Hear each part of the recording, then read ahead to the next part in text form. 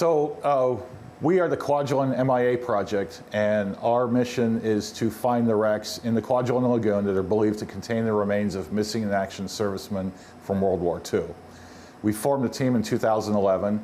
There are 9 wrecks in the lagoon that have the remains of MIAs, and of that 9, we've found 4 of those so far. Flak tracers reach up like flaming fingers to seize the bombers, but fail to get the range. Planes on the ground are hammered into wreckage on the smashed runway. The roar of tons of high explosives from the sky is only the prelude to the mighty symphony of destruction to come. But when I had the idea to start this, I went to Tim and 5 others at the time, because we're all friends, we're all wreck divers. Said, hey, there's a plane out there in the lagoon, we need to go find it. And so Tim was like, yep, let's do this. Yeah, like when the project started, you know, Dan, the big World War II buff, Dan and I we worked together at the fire department when I both started here, and we both loved to dive wrecks, along with another group of 4 or 5 other friends.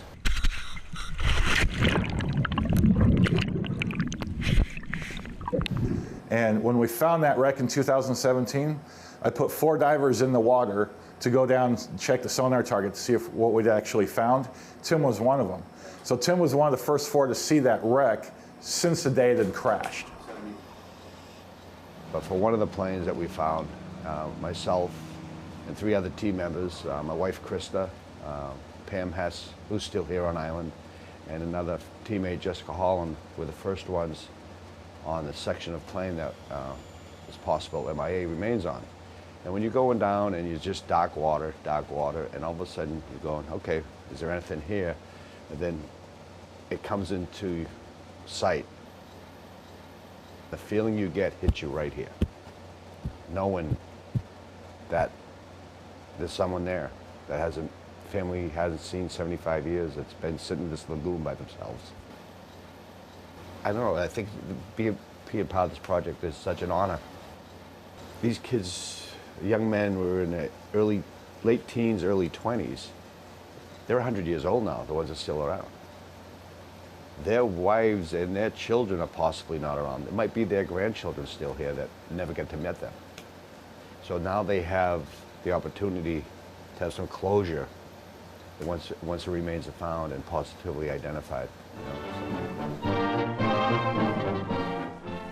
Comrades pay tribute to those who have made the supreme sacrifice.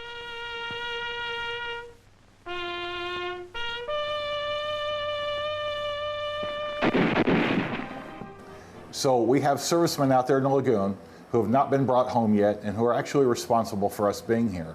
So to be part of a team that's going out and recovering those remains and bringing them home to their families and keeping America's promise that when you go missing, we're going to do everything we can to come find you and get you home. That's the promise that we're helping the Defense POW and MIA Accounting Agency keep, and that feels really good.